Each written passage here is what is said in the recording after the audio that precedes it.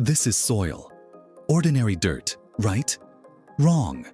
In South Africa, this is the most controversial thing you'll ever touch.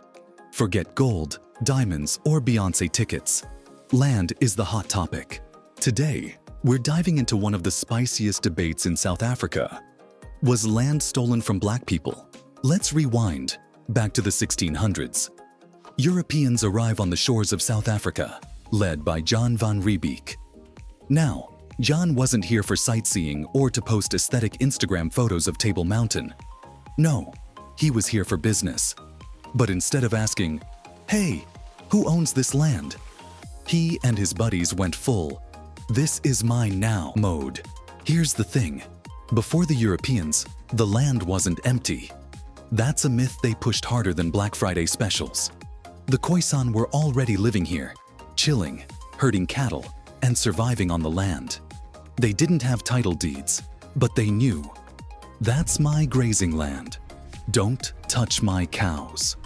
Fast forward to the 1800s, when things got real ugly.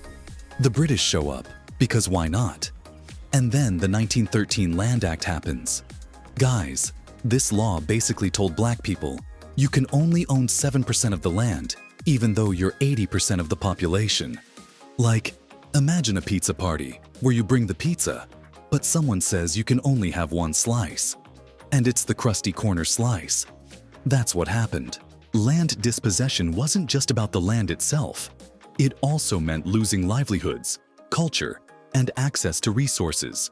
Black South Africans were pushed into homelands, which were basically overpopulated, under-resourced areas. The land they were forced to work on? That now belonged to the colonizers. It's like being kicked out of your house and then hired to clean it.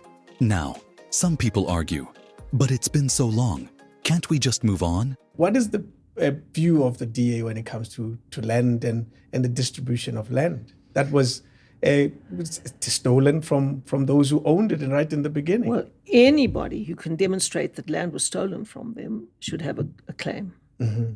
I mean, if all the money that we've spent on the land restitution program of the ANC has simply been spent on market purchases of land that came willingly onto the market, we could have bought a third of all South Africa's land with that money that's been thrown down the drain with those schemes that they've got. So if that money had just been used in a proper way, we could be in a very, very different place today. A very different place today. Look, land is not a source of wealth. It's expensive dirt unless you develop it. And it's very difficult to develop land in a sustainable way so that it creates jobs and creates food or produces food. It's very difficult to do that. And if you just own a piece of land that no one wants to buy, it has no value to you at all. Now, the question we need to ask about land in South Africa is why our most fertile land, that is in very large measure in black hands, produces very little food and almost no jobs. The Ingonyama Trust. Why? Beautiful, fertile land.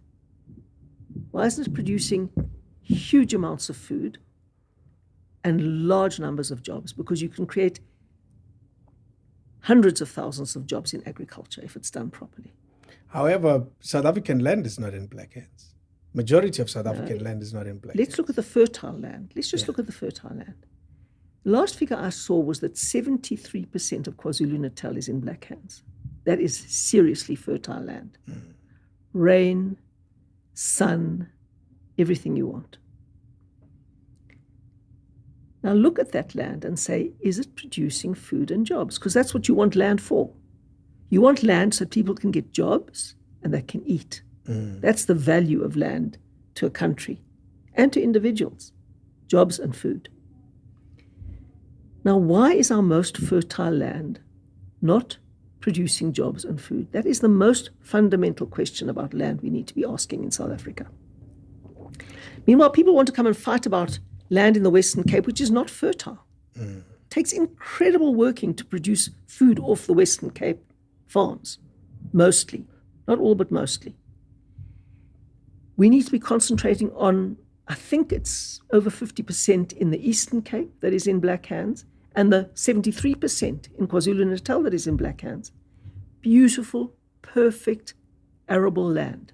Why is it not producing food and jobs? That's the question. But you still can't deny me access to my land, even if I use it to put a tennis court. It's entirely what I choose to do with it. If you want to use your land for a tennis court, but as a government, when people have private land, they can do what they like with it. But we are looking at feeding people and getting jobs for people. Those are the most important things to do. And so you can't just say, give me land, I want to build a tennis court. Then, you must purchase your land. Yeah, because the land issues is something that for some reason has been struggling to shift. It's been what it is forever and ever and ever. You and I know the history of this country very well. We don't question that there is levels of injustice that has happened when it comes to the land issue. And you're saying you have to prove that I've stolen your land for me to be able to give it back to you in that context. But some would say the people who are able to prove it are long dead. They're nowhere near here. But I know that this historically used to be the land that belonged to the Mashabela people, and now it's owned by somebody else. But that's why we've got the restitution program. And that's been so mismanaged that, we've spent literally hundreds of millions of it.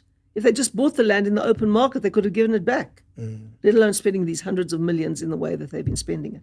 It's completely mismanaged, the entire process, right? So if you can prove that you were dispossessed of your land, even if it wasn't you or your father or even your grandfather, there should be a proper program, but it's got to be efficiently and properly run. And there are many, many people who are willing sellers of their land at reasonable prices, that all of that land restitution money can be used for. I mean, I saw different models of land restitution around the Duduans area in the Hex River Valley. And in several cases, farmers and their workers have bought up a neighboring farm. The workers got money from the state's fund to give them an equal share in the farm. Fantastic model of land restitution, working really well. Where they've handed it over to the ANC cronies and people like Nosy Peterson and others, absolute devastation. Nothing works. So, you've got to look at Zebedela. Once the most productive and biggest orange producing land in the world, citrus producing land in the world. Have you seen what it looks like now? Yeah, it covered widely in the newspapers last week. Now, is that a model of land restitution? Yeah. And do we feel better now because someone else owns the land, but there are no jobs there anymore? There's no food production anymore. There's no exports anymore. The question is how... It starts with land ownership, though. I have to own it first and then learn what to do with it. Well, you see, the bottom line is 73% of KwaZulu-Natal is in black hands, perfectly arable land. That's why I say exactly what you're saying. Let's start and get that land productive. It's a tricky one.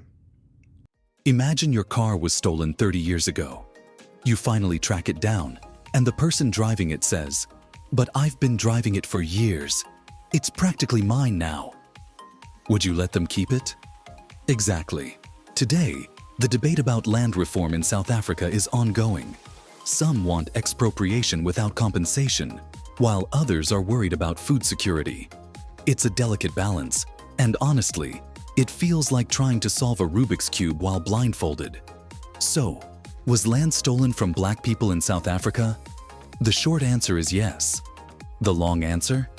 Yes, with a whole lot of receipts. But fixing this isn't about revenge.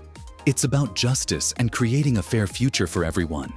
Now, if you enjoyed this video, hit that like button, subscribe, and tell me in the comments, if you could own any piece of land in South Africa, where would it be?